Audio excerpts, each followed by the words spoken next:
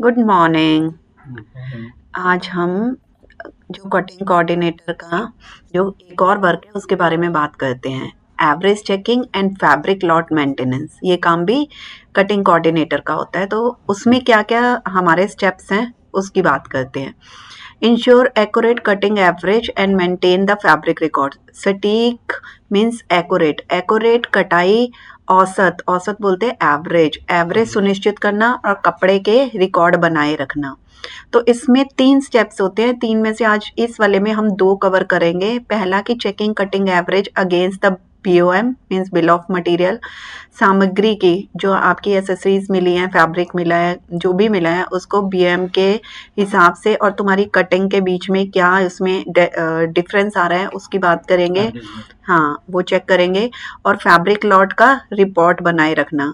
Updating and maintaining the fabric lot report, जो कि store वाले भी बनाते हैं, बट अगर आपके पास आता है तो आप किस तरह से उसको करते हो, ठीक है, इसके बारे में बात करेंगे। थर्ड हम नेक्स्ट वीडियो में करेंगे।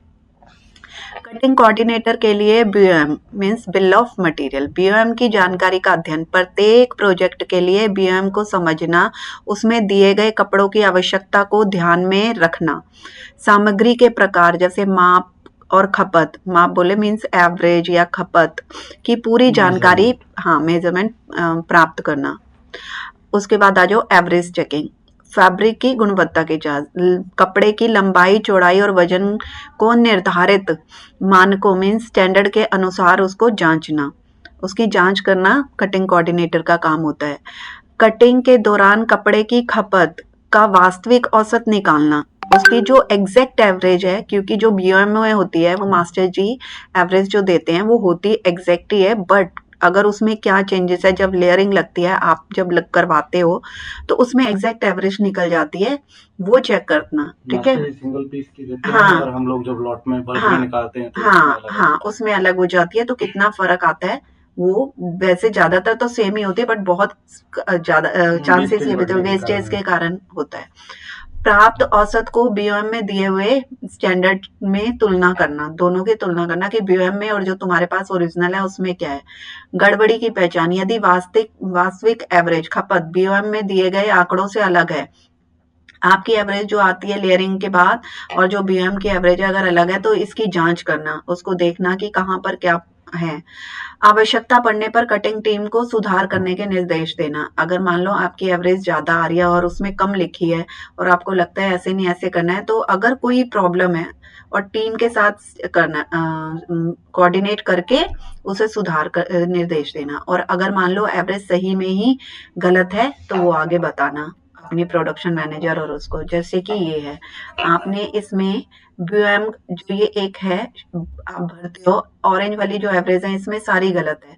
जैसे इसमें 22 सेंटीमीटर दिया है इसकी एवरेज, और जबकि इसकी जो एग्जैक्ट एवरेज है वो तुम्हारी 10 पॉइंट, 10.5 की लगवा रहे हाँ 10.5 के 10.28 सेंटीमीटर आ रही है। तो ये आपको उसमें चेंज करवानी होगी एवरेज, सॉफ्टवेयर में भी और व्हाट्सएप पे जो ग्रुप बना हुआ है उसमें बताना होगा। ऐसे ही अगर ये फैब्रिक है, ग्रेन्स है, ये आपका उससे कट रहा है ना, आई थिंक डाई हैं से, 2.5 से। डाई से कट रहा है, तो इसमें एवरेज 6.5 सेंटीमीटर दी है, लेकिन एक्चुअल में जो निकल रही है वो 9 सेंटीमीटर है। हाँ जी। इसका मतलब कि आपका फैब्रिक शॉर्ट हो सकता है इस हिसाब से, है ना। हाँ जी। तो एवरेज भी आपको बताना, ऐसे ही हाईलाइट करके सारा दिखाना कि हाँ क्या एवरेज कहाँ पर क्या है। इसमें सब कुछ लिखा हुआ है कि आपका कपड़े का रंग क्या है, उसका लॉट है कि नहीं है, पन्ना कितना है, तो उस हिसाब से। अच्छा एक चीज और भी, अगर मान लो पन्ना 56 सेंटीमीटर का आ रहा है और मास्टर जी ने हो सकता है ये जो बीओएम में एवरेज दिया है ये 42 सेंटीमीटर के हिसाब से दियो, तो ये भी चेक चेक करके आपको बीओएम में हाँ, चेंज कराना बीओएम होगा। में क्या है कि बिर्थ लिखी रहती है, अगर हाँ वो सेम बिर्थ पे दिया हुआ है फिर भी एवरेज गलत आ रहा है तो फिर हाँ उसके लिए फैब्रिक शॉर्ट पड़ता है तो फैब्रिक की जरूरत पड़ हाँ, जाएगी। जैसे कि इसमें दिया हुआ है, ये आपका बीओएम है ना। हाँ जी। इस बीओएम में आपने ये 3 चीजें चेंजेस के साथ आपने बताई हैं कि ये वाली ऑरेंज वाले जो स्टाइल्स है इसकी एम्परेज आपकी गलत है तो वो चेंज करवानी हाँ है ना। तो ये बीएम और उसका कंपैरिजन है, ये आपको इनको जो सॉफ्टवेयर वाला है उसे भी बताना है और ग्रुप में भी डालना है, ये सारी चीजें आपकी गलत है। उसके बाद आ जाओ फैब्रिक लॉट का दूसरा जो उसका पॉइंट था कि आपको fabric lot maintenance, fabric lot का रख रखाव। हर लॉट पर सही टैग लगाना जिससे ये जानकारी हो सके कि जैसे कि उसका रंग, उसकी संख्या की कितनी क्वांटिटी है और कौन से एसओ के लिए है, ये सारा का सारा उसमें लिखा हुआ होना चाहिए। लॉट को क्रम से स्टोर करना ताकि समय पर निकासी आसान हो। जब आपके कटिंग हो जाती है, कटिंग के बाद उस लॉट को भेजने के लिए एक पूरे लॉट को एक ही जगह पे रखना, उसके सारे पार्ट्स एक जगह पे रखना ताकि एक साथ आपका भेज सको आप जहां भी भेजना है। और या फिर कटिंग से पहले जो फैब्रिक आ रहा है स्टोर से उसको भी सही जगह पर रखना, एक ही जगह पर सारी एक जैसे तो रखना यही है। होता है कि फैब्रिक से जो लॉट्स आते हैं बन हाँ के, तो उसी हाँ लॉट के हिसाब से हम उसका खर्चा सारा काटते हैं और उस पे लॉट वाइज लिख देते हैं कि इस लॉट में इतने पीस लिखा हुआ है। नहीं, उन सारे फैब्रिक को एक जगह रखना। जैसे मान लो आप स्टोर से लेकर के आए हो, उसमें आपके 3 लॉट है, तो तीनों लॉट रखोगे तो अलग-अलग, लेकिन उसकी जगह एक ही होनी चाहिए कि सेपरेट अगर करके हाँ, रखते हैं कि ये हाँ, थर्ड लॉट एक है, ये लॉट फर्स्ट लॉट है, ये सेकंड हाँ, लॉट है, कि उसके एक ऐसे लॉट करके। हाँ, एक लॉट अगर खत्म हो जाए तो दूसरा हाँ लॉट जी, उसके ऐसे बाद होता है। काटो। उसके बाद सहेज कर रखना, कपड़े को नमी, धूल और कीड़ों से बचाने के लिए उचित तरीके से स्टोर करना और हर लॉट को साफ और व्यवस्थित रखना। ये भी आप ही का काम है, कटिंग कोऑर्डिनेटर का काम होता है कि उसका जैसे मान लो नीचे आपको वो प्लास्टिक के रैक्स मिले होते हैं, उसके ऊपर कपड़ों को रखना, जमीन पर नहीं रखना बिल्कुल भी। जमीन पे रखोगे उसकी नमी चढ़ेगी, धूल मिट्टी लगेगी, नीचे से गंद लगेगा तो वो कपड़ा खराब होगा। ठीक है। स्टॉक की निगरानी, फैब्रिक स्टोर में फैब्रिक के आने और जाने का पूरा रिकॉर्ड रखना कि आप जब स्टोर से कपड़ा लेते हो और उसके बाद जब कपड़ा आपका बन जाता है, पूरा जितना कटिंग होनी हो कट जाता है, उसके बाद अगर बच जाता है तो उसका पूरा रिकॉर्ड रखना। जरूरत पड़ने पर स्टॉक के हिसाब से कटिंग प्लान करना कि अगर मान लो आपको कपड़ा 5 मीटर 10 मीटर कम पड़ रहा है बड़े लॉट में, तो उस हिसाब से ही कटिंग प्लान करना कि उसके सारे पार्ट्स उसी में कट जाए। अगर दोबारा कोई फैब्रिक आता है जितना भी मीटर आपको कम पड़ रहा है तो उसमें आप पूरा पूरा वो बैग उसी में निकालो। ठीक है। हो सकता है कि आपको स्टोर से 2 या 3 बार में कपड़ा मिले या कई लॉट में मिले, तो आपको ध्यान से रिकॉर्ड मेंटेन करना होगा इसके लिए। जैसे मान लो अगर प्रिंटेड फैब्रिक है, प्रिंट वाले उनसे प्रिंट बंदों से आपका फैब्रिक आया तो पूरा है, लेकिन उसमें प्रिंट में मिस प्रिंट है या खराब है, तो उतना आपको कम मिल गया फैब्रिक, मान लो पूरा 20 मीटर ही कम मिलता है, तो उसका ध्यान रखना। ठीक है। कटिंग टीम को सही समय पर सही लॉट उपलब्ध करवाना। कटिंग की जो कटिंग टीम के लिए किसी कमी की स्थिति में तुरंत सूचना देना। इन कार्यों का उद्देश्य गुणवत्ता और उत्पादन को बनाए रखना है। यह आपको समझ में आ गया? हाँ जी। इसके बाद हो गया। उसके बाद फैब्रिक लॉट को अपडेट बनाए रखना और जानकारी देना। फैब्रिक लॉट की जानकारी और रिकॉर्ड, हर लॉट का विवरण जैसे उस कपड़े का प्रकार, रंग, लंबाई, चौड़ाई, मात्रा का रिकॉर्ड रखना। कपड़े लॉट की पहचान के लिए एक यूनिक नंबर या कोड देना। उसको मतलब एक आप अपने जो भी नंबर दे सकते हो ताकि आपको पता रहे कि हाँ क्या है। ठीक है। उसके बाद आ जाओ, हर रिपोर्ट को नियमित रूप से अपडेट करना। हर बार जब भी कोई लॉट उपयोग में लाया जाए या नया लॉट आए तो रिपोर्ट को अपडेट करना। अपना जो भी आपका रजिस्टर है उसमें अपडेट करना है उस रिपोर्ट को। कपड़े की खपत और बची हुई मात्रा का सही रिकॉर्ड रखना।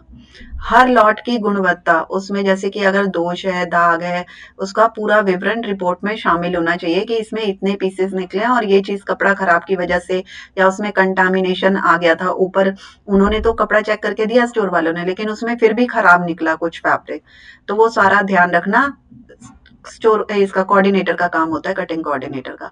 खराब लॉट को अलग से चिन्हित करना और उसकी जानकारी देना। सभी डेटा को सही क्रम और फॉर्मेट में रखना ताकि भविष्य में आसानी से खोजा जा सके। इसे डिजिटल और फिजिकल दोनों रूपों से रिकॉर्ड बनाए रखना। तो आप अपने रजिस्टर में तो बनाते ही हो सेम रिकॉर्ड जो हमारी कंपनी में आपका सॉफ्टवेयर में एंट्री है। हाँ, व्हाट्सएप ग्रुप में भी डालना और सॉफ्टवेयर वाले पर्सन से सॉफ्टवेयर में एंट्री भी करवाना। ठीक है। अब जैसे ये है, अगर मान लो उन्होंने पूरा ये 9000 पीसेस हैं आपके, उसमें आपके ओके पीसेस तो आ गए, उसमें हार्ड स्टेन वाले पीस एंड ऑल्टर पीसेस, उसके बाद आपका लूज थ्रेड है, रिजेक्ट है, तो आपका लूज थ्रेड वाला ठीक हो सकता है, ऑल्टर वाले पीसेस ठीक हो सकते हैं। हार्ड स्टेन में से आपके कुछ पीस ठीक होंगे, कुछ आपके रिजेक्ट होंगे, बट ये जो रिजेक्टेड है ये तो 100% रिजेक्ट है, तो इतने पीस आपको दोबारा बनाने पड़ेंगे 9000 पीस जमा करने के लिए। ऐसे ही जब ये पूरा हो जाएगा, अभी तो आपके पल्ले ही इतने चेक हुए हैं 3000, अभी तो मतलब डबल से भी ज्यादा चेकिंग बाकी है। जब पूरा हो जाए तो पहले से ही उनको बता देना, जब हाफ हो जाए 50% तभी बता दो कि इतने पीस चेकिंग में आपका इतना रिजेक्ट निकला है, जो कि हमें दोबारा बनाना ही पड़ेगा। ठीक है, उसके लिए फैब्रिक दोबारा से अरेंज करवाना, अगर नहीं है तो आपको फैब्रिक का उनको अपने मर्चेंट को या स्टोर मैनेजर को या मैनेजर को बताना, ग्रुप में डाल दो सबसे सी और किसी एक को बता दो, ताकि फैब्रिक वो अर्जेंटली अरेंज करवा करके उसके ऊपर ये कंप्यूटर एम्ब्रॉयडरी जो भी है करवा के आपको मिले। ठीक है। टीम और प्रबंधन को रिपोर्ट देना, नियमित अंतराल पर रिपोर्ट को प्रबंधन या अन्य संबंधित टीमों के साथ साझा करना, किसी भी असामान्यता की जानकारी समय पर देना। जैसे वही कि अगर कोई भी चीज आपको इसमें प्रॉब्लम है, जैसे अभी पीछे दिखाया, हाँ, जैसे ये वाला आपको रिजेक्शन वाले पल्ले दोबारा करवाने होंगे तो वो जानकारी देना। अन्य दस्तावेजों के साथ मिलान, फैब्रिक लॉट रिपोर्ट का मिलान बीओएम, पीओ और स्टॉक रिपोर्ट के साथ करना, ताकि कभी भी गड़बड़ी को रोका जा सके। ठीक है। अब इसका मेन ऑब्जेक्टिव्स क्या है, उसका उद्देश्य क्या है? कपड़े का सही उपयोग सुनिश्चित करना, स्टॉक प्रोडक्शन के बीच में तालमेल बनाए रखना। ठीक है, स्टॉक में और प्रोडक्शन में, कि पता रहे कि हाँ भाई कितना फैब्रिक हमें कम पड़ सकता है, या कितना फैब्रिक हमारा एक्स्ट्रा हो गया है, या हमारा ऑर्डर पूरा बन रहा है कि नहीं बन रहा है, वो चीज तालमेल बनाए रखना, वो देखना। समय पर रिपोर्टिंग से उत्पादन प्रक्रिया को प्रभावी बनाना, मतलब प्रोडक्शन की जो आपका प्रोसेस है उसे प्रभावी बनाना। अब आपको ये समझ में आ गया सारा का सारा? हाँ जी मैम। ठीक है, थैंक यू।